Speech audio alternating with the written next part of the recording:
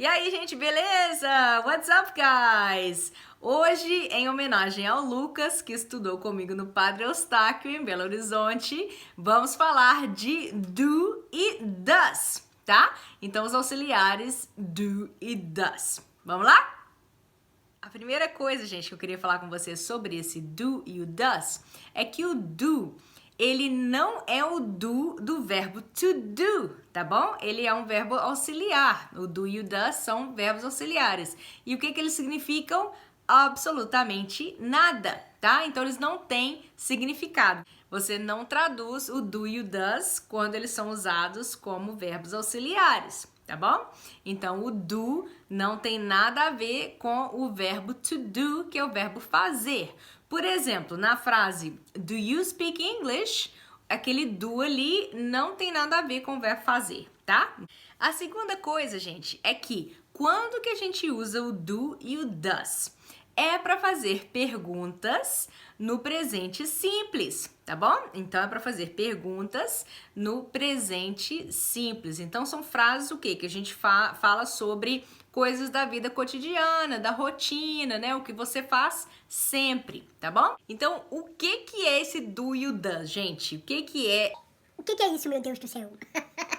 Gente, então, são verbos auxiliares que vão nos ajudar a quê? Vão nos auxiliar a quê? A fazer uma pergunta. Quando? No presente simples, tá? Então a frase tem que estar no presente simples. Vocês sabem que no espanhol tem um ponto de interrogação de cabeça para baixo no início da frase? Então tem o ponto de interrogação de cabeça para baixo no início da frase e depois no final da frase tem um ponto de interrogação do jeito que a gente conhece. Então, aquele ponto de interrogação ali no início é para te mostrar já no início da frase que a frase vai ser uma pergunta.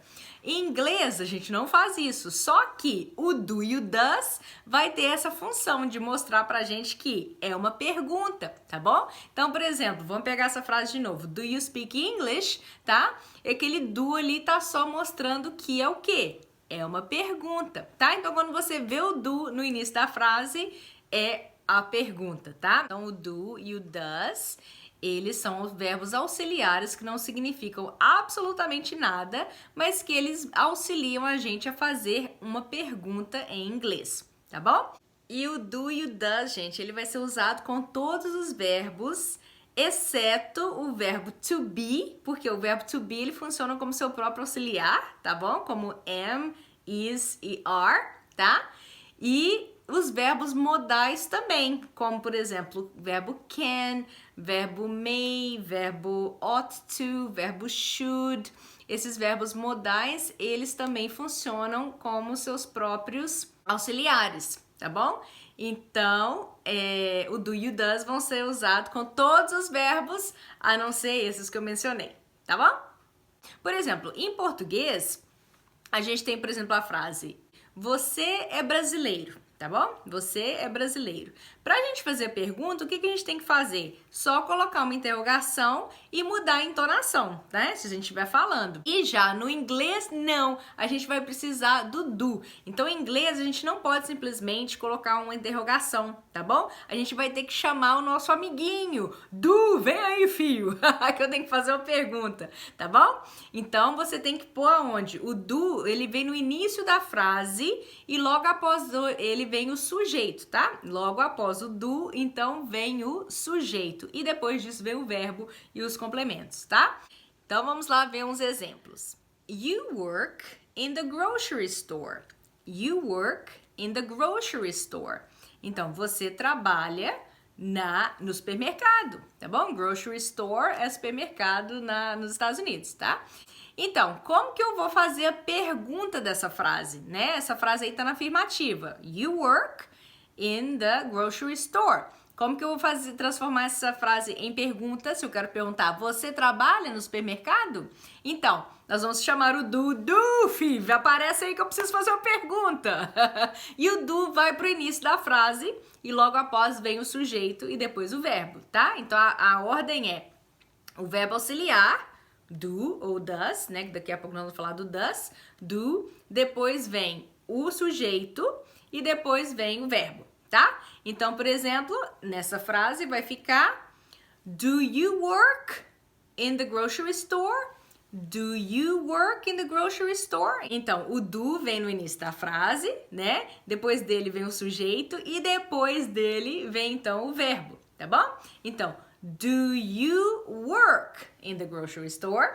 Do you work in the grocery store?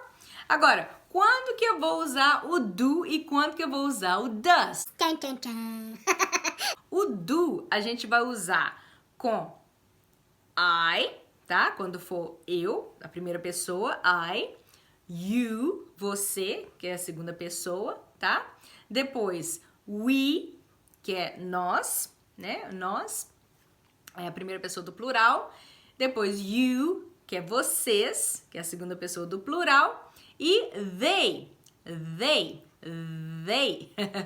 they, que é a terceira pessoa do plural, tá bom? Então, com esse a gente vai usar o do. E o does? Tchan, tchan, tchan. O does a gente vai usar com a terceira pessoa, somente com a terceira pessoa, tá? Qual que é a terceira pessoa? He, que é ele, she, que é ela, e it, que é ele ou ela para animais ou coisas, né? Coisas inanimadas. Então, he, she e it, tá? Com esses você vai usar o does. Então, gente, e o does? Quando que a gente usa o does? O does vai ser usado mais ou menos do mesmo jeito que o do. Só que, vamos falar o seguinte, vamos pegar uma frase com a terceira pessoa do singular, né? No presente. Então, por exemplo, my mother speaks English. My mother speaks English. Então, na terceira pessoa do singular, no presente, a gente tem que colocar um S no verbo, certo? O verbo é to speak, né? E quando a gente conjuga ele na terceira pessoa, ou seja, she, né? My mother, a gente tem que colocar um S no presente, né? No presente. Então, my mother speaks English. Se eu quero perguntar, a minha mãe fala inglês?